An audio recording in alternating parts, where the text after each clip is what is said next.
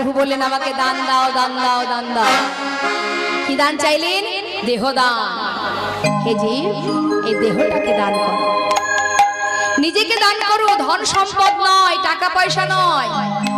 ভগবান কি চাইলেন? শুধুমাত্র নিজেকে দান করে দাও। তা দান করেছিলেন কে বাবা? বলি মহারাজ নিজেকে দান করেছিলেন। মা দেখুন দেখুন দান কাকে বলে, একটু ছোট্ট করে বলি। বলি মহারাজ মস্ত বড় যজ্ঞ করেছেন, আর তিনি সেই আস্তে বাবা আস্তে সেই যজ্ঞে তিনি প্রতিজ্ঞাবদ্ধ যে আমার এই যজ্ঞে যে যা চাইবে, যা চাইবে, যত সময় আমার ভান্ডারে থাকবে আমি দান করে যাব। এখন ওই যজ্ঞে যিনি পৌরোহিত্য করছেন তিনি হচ্ছেন তারই গুরু, মানে বলি মহারাজের গুরুদেব, যার নাম হলো শুক্রাচার্য।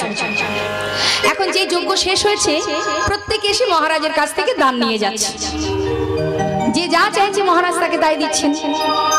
কিন্তু ভগবানেরও তো অনেক পরীক্ষা থাকে মা।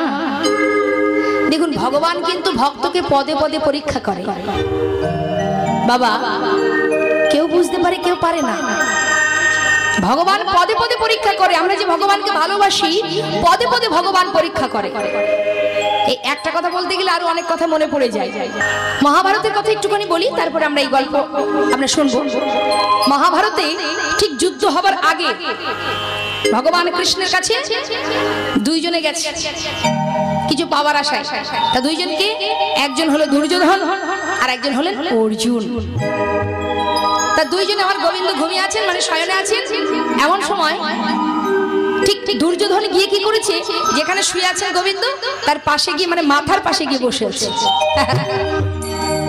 আর অর্জুন কি করেছে, পরে গেছে, পরে গিয়ে একবারে চরণের সামনে গিয়ে দাঁড়িয়ে আছে। হরি বল হরি বল, একে বলে দীনতামা। এখন অর্জুনের একটু অহংকার ছিল, আর অহংকার ছিল বলেই তো এই যুদ্ধ। দুর্যোধনের অহংকার ছিল বলেই কিন্তু এই যুদ্ধটা বাবা। তা এবার কি করেছে দুর্যোধন, শিওরের পাশে বসে আছে। হঠাৎ আমার গোবিন্দ ঘুম ভেঙে গেছে, মানে যেই না নয়নটা মেলেছে, যদি পায়ের সামনে যদি কেউ দাঁড়িয়ে থাকে তো ঘুম থেকে যখন আপনি নয়নটা মেলবেন আগে কাকে দেখতে পাবেন?